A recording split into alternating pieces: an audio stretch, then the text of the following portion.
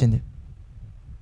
ఇప్పుడు విషయం ఏంటంటే, ఇంత గొప్పగా వచ్చినటువంటి మన గురించి దేవుడు చెబుతున్న జాగ్రత్తలు కొన్ని మనం ఆలోచిద్దామండి. ఒకప్పుడు మన జీవితం మీరు గుర్తుంచుకోవాలి, ఇప్పుడు మన జీవితం మీరు ఆలోచించాలి. ఒకప్పుడు నీ యొక్క యాటిట్యూడ్ ఏంటి, ఇప్పుడు నీ యాటిట్యూడ్ ఏంటి? ఒకప్పుడు నీకు ఇచ్చిన ఐడెంటిటీ ఏంటి, ఇప్పుడు నీకు ఇచ్చిన ఐడెంటిటీ ఏంటి? ఒకప్పుడు దేవుడు నీ విషయంలో ఎలా ఉన్నారు, ఇప్పుడు ఎలా ఉన్నారు?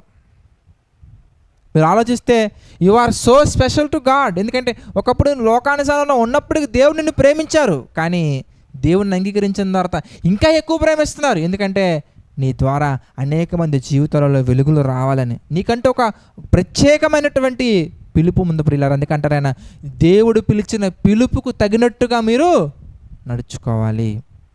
ఆయన పిలుపు ప్రత్యేకమైనటువంటిది, ఆయన పిలుపు చాలా గొప్పది. ఆ పిలుపులో నీ ఉండటం అంటే అసలు అద్భుతమైన విషయం బ్రదర్, అద్భుతమైన విషయం సిస్టర్. ఎవరికి ఉందండి ఈ లోకంలో?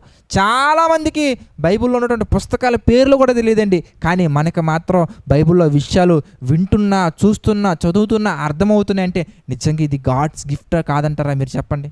దేవుని యొక్క గొప్ప వరం అండి అది. చాలామందికి వాక్యం చెప్పే ఆ టాలెంట్ కావాలి కావాలి కావాలని ఎంతో ప్రయత్నిస్తూ ఉంటారండి, ఎంతో ప్రార్థన చేస్తూ ఉంటారండి. కానీ దేవుడిచ్చిన వరం అనేది ఎంత గొప్పదయ్యా, ఎంత ఉన్నతమైనదయ్యా అంటే నీకు తెలియకుండానే నువ్వు చాలామంది జీవితాలలో మార్పు తెచ్చే విధంగా దేవుడిని నిలబెడతారండి.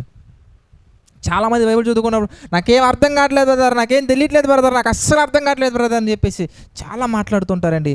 కానీ ఎలాంటి కోచింగులు లేకుండా, ఎలాంటి ట్రైనింగులు లేకుండా కొంతమందికి బైబిల్ చదువుకుంటుంటే చాలా చక్కగా అర్థమయ్యే ఆ వరము దేవుడిచ్చింది కాదంటారా? కొంతమంది సిస్టర్స్ బ్రదర్స్ చెప్తూ ఉంటారండి, బ్రదర్ నాకు అసలు ఏం చదువుకోలేదండి, నాకు ఇంగ్లీష్ రాదండి, కానీ ఇంగ్లీష్ బైబిల్ చదవగలను బ్రదర్. నాకు అసలు తెలుగు, నేను ఎప్పుడు స్కూల్కి వెళ్ళలేదండి, అసలు నేను స్కూల్కి వెళ్ళి బల్బం పట్టుకొని చదువుకున్నటువంటి ఇదే లేదండి, బైబిల్ మాత్రం చదవగలుగుతా కానీ బ్రదర్ అదేంటి రాయడం నాకు రాదండి. ఎలాగండి అది? ఇది దేవుని యొక్క కృప. దేవుడు మనల్ని గొప్ప స్థితిలో నుంచోబెట్టారండి, గొప్ప స్థితిలో ఉంచారండి. అది వ్యాపార రంగంలో కావచ్చు, ఉద్యోగ రంగంలో కావచ్చు, స్టడీస్లో కావచ్చు, ఉద్యోగంలో కావచ్చు, ఎక్కడైనా కానీ దేవుడు మనల్ని ఒక గొప్ప స్థితిలో పెట్టిన తర్వాత మనం ఎలా ఉండకూడదు అని దేవుడు చెప్తున్న విషయాలు కొన్ని చూద్దామండి. వాటిల్లో ముఖ్యమైనది ఏంటో తెలుసా? ముఖ్యమైనది ఏంటంటే హెబ్రీలకు రాసిన పత్రిక మనం చూస్తానండి, మంచి మాట మనకు కనబడుతుంది ప్రియులారా.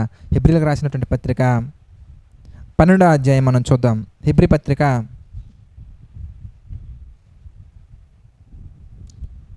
హెబ్రీలకు రాసిన పత్రిక 12వ అధ్యాయము 15-16 వచనాలు మనం చూస్తే, మీలో ఎవడైనాను, ఇందాక మనం చూసాం కదండి, ఇందాక మనం ఏం చూసాం? ఎఫెసీ పత్రిక 2వ అధ్యాయం 8వ వచనం మనం ఏం చూసాం? ఇంతకీ మీరు విశ్వాసము ద్వారా కృపచేతనే రక్షింపబడి ఉన్నారని మనం చూసాం కదండి. ఇక్కడ మనం చూస్తే 12వ అధ్యాయం 15వ వచనం మనం చూస్తే, హెబ్రీలకు రాసిన పత్రిక 12వ అధ్యాయం 15వ వచనం మనం చూస్తే, మీలో ఎవడైనాను దేవుని కృపను పొందకుండా తప్పిపోవునేమో అని. ఇందాక మనం పొందుకున్నాం కదా, ఎఫెసీ పత్రికలో మనం చదువుకున్నాం చూసారా? 2వ అధ్యాయం 1వ వచనం నేను చదువుకున్నాం. ఇంతకీ అపరాధముల చేతను పాపముల చేతను చచ్చిన వారమై ఉండగా ఆయన మనల్ని బ్రతికించారని మనం చదువుకున్నాం కదండి. జీవము గల యేసయ్యను మనం అంగీకరించామని చదువుకున్నాం కదండి.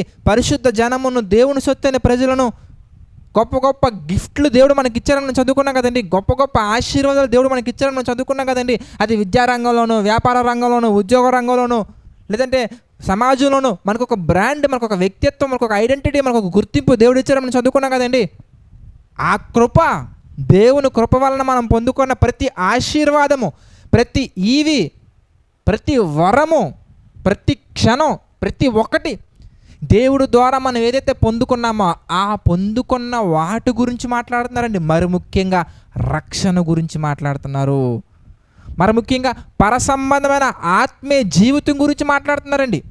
దేవుడిచ్చిన ఆశీర్వాదాల గురించి మాట్లాడుతూ 15వ వచనం మనం చూస్తే, మీలో ఎవడైనాను దేవుని కృపను పొందకుండా తప్పిపోవునేమో అనియు చేదైన వేరు ఏదైనాను మొలిచి కలవరపరచుట వలన అనేకులు అపవిత్రులైపోదురేమో అనియు, ఒక్క పూట కూటి కొరకు తన జ్యేష్ఠత్వపు హక్కును అమ్మివేసిన ఏశావు వంటి భ్రష్టుడైనను వ్యభిచారైనను ఉండునేమో అనియు.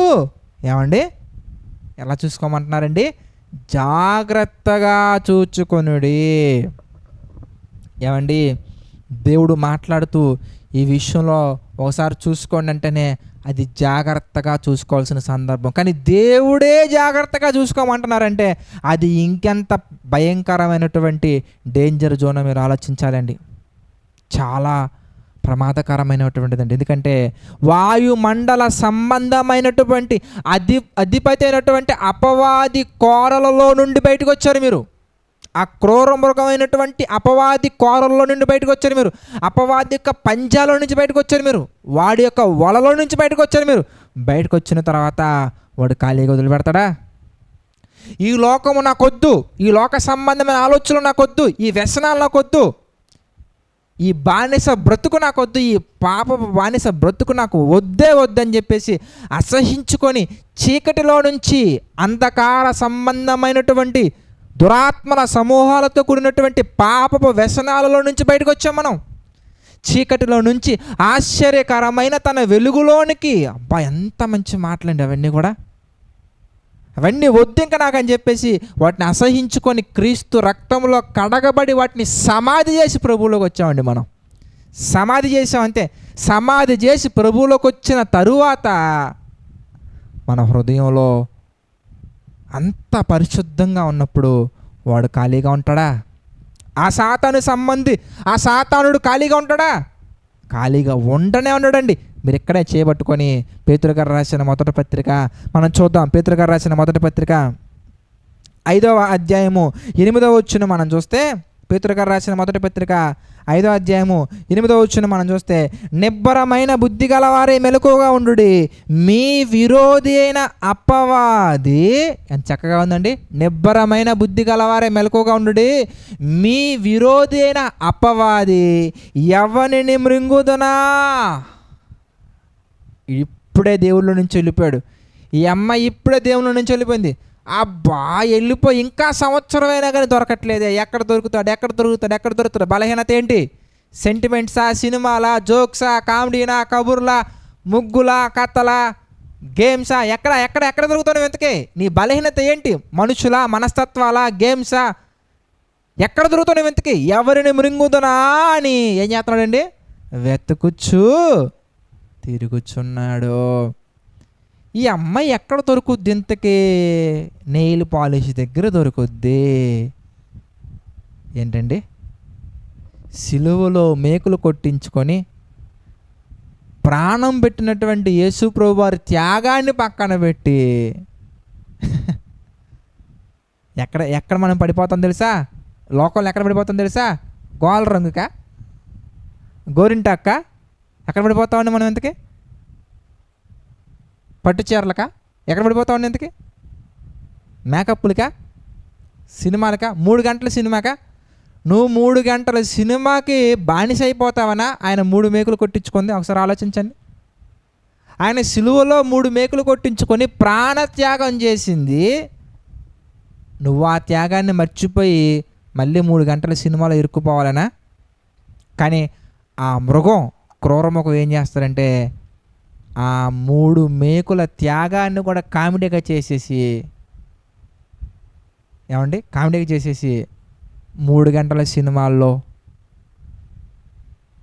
కొంతకాలం ఉండే తాత్కాలికమైనటువంటి ఆలోచనల దగ్గర మనల్ని మృంగి వేయటానికి చూస్తున్నాడు. అందుకే అంటున్నారండి యేసుప్రభు. అందుకే దేవుడు ఏమైనా రాపిస్తున్నారండి బైబిల్లో? ఇదిగో మీ హృదయంలో చేదైనటువంటి వేరు, అది సినిమా చూడాలనే ఆలోచన కావచ్చు, లోక సంబంధమైనది ఏదైనా కానీ, ఆటలా, పాటలా, వ్యసనాలా, త్రాగుడా, ఏదైనా కానివ్వండి, శరీరాశ, నేత్రాశ, జీవపడమంతో కూడుకున్నది ఏదైనా కానీ, అది ఏదైనా కానీ వాటికి సంబంధించినటువంటి చేదైన వేరు రాకుండా జాగ్రత్త పడండి. దేనికంటే మిమ్మల్ని ఎప్పుడు మింగాలా, ఎలా మింగాలా, ఏ విధంగా మింగాలా, ఏ విధంగా దేవునికి దూరం చేయాలా, ఏ విధంగా సంఘానికి దూరం చేయాలి, ఏ విధంగా దేవుని ఆలోచనకు దూరం చేయాలి, ఏ విధంగా నిన్ను దేవుని యొక్క ఉద్దేశాల నుంచి, దేవుని ప్రణాళిక నుంచి దూరం చేయాలని ఎప్పటికప్పుడు ఎవరిని మృంగుదునా అని వెతకుచూ తిరుగుచున్నాడు. ఏమండి, వాడు తిరిగి పెద్ద పరీక్షలు పెట్టడం నీ దగ్గరికి వచ్చి పెద్ద పెద్ద ఏమేరట వాడు, సింపుల్గా ఉంటాయి వాడు ఇవన్నీ కూడా. ఆ సాతాను గాడివి, ఆ అపవాది గాడి ఎలా ఉంటాయంటే వెరీ సింపుల్. మీరు మళ్ళీ చూస్తే ఇక్కడ హెబ్రీ పత్రిక మీరు చూస్తే 12వ అధ్యాయం మీరు చూస్తే మనకే నవ్వు వచ్చిందండి, మనకే నవ్వు వచ్చింది. కానీ అక్కడే మనం పడిపోతామండి. మనకి నవ్వుగా కనిపించినా అక్కడే మనం కూడా పడిపోయేది అక్కడే. మీరు చూడండి హెబ్రీ పత్రిక 12వ అధ్యాయము 16వ వచనం మీరు చూస్తే 15 నుంచి మళ్ళీ చూద్దామండి. 15 నుంచి మనం చూస్తే, మీలో ఎవడైనాను దేవుని కృపను పొందకుండా తప్పిపోవునేమో అనియు, చేదైన వేరు ఏదైనాను మొలిచి కలవరపరచుట వలన అనేకులు అపవిత్రులైపోవుదురేమనియు, ఒక పూట కూటి కొరకు తన జ్యేష్ఠత్వపు హక్కును అమ్మివేసిన ఏశావు వంటి భ్రష్టుడైనను వ్యభిచారైనను ఉండునేమనియో జాగ్రత్తగా చూసుకునుడి. దేనికి పడిపోయాడండి ఏశావు గారు? ఏశావు దేనికి పడిపోయాడండి? ఒక పూట కూటి కొరక. ఇంకా స్పష్టంగా ఉంటుందండి ఆదికాండంలో, చిక్కుడుకాయ కొరకండి. బాధాకరమైన విషయం. ఒక పూట కర్రీ కోసమా, కూర కోసమా? దేవుడిచ్చినటువంటి జ్యేష్ఠత్వపు హక్కుని కోల్పోయింది దేనికోసమా అంటే కూర కోసమా? ఆలోచించండి. దేవుడిచ్చినటువంటి గొప్ప సంఘాన్ని ఎప్పుడు కోల్పోతాం ఇంతకీ? అరే, వ్యభిచార సంబంధమైన ఆలోచనల కోసమా? దేవుడిచ్చినటువంటి గొప్ప వర్క్. కొంతమందికి దేవుడు గొప్ప గొప్ప వర్క్స్ ఇస్తారండి. అది ఎడిటింగ్ అవ్వచ్చు, పాటలు పాడే గొప్ప వరం అవ్వచ్చు, వాక్యాన్ని బోధించే వరం అవ్వచ్చు, ఏదైనా కానీ దేనికి మనం కోల్పోతున్నాం ఎందుకు? ఒక అమ్మాయి కోసమా, ఒక అబ్బాయి కోసమా, ఒక లోక సంబంధమైన ఆలోచనల కోసమా, డబ్బుల కోసమా? అవన్నీ కొంతమంది సేవకులు షేర్ చేసుకుంటూ ఉంటారండి. చిన్నప్పటి నుంచి అన్నీ నేర్పిస్తే పెద్ద అయ్యాక కీబోర్డు ప్లేయర్ అయిపోయిన తర్వాత వెళ్ళి సినిమాలో పాటలు కొట్టుకుంటున్నారండి.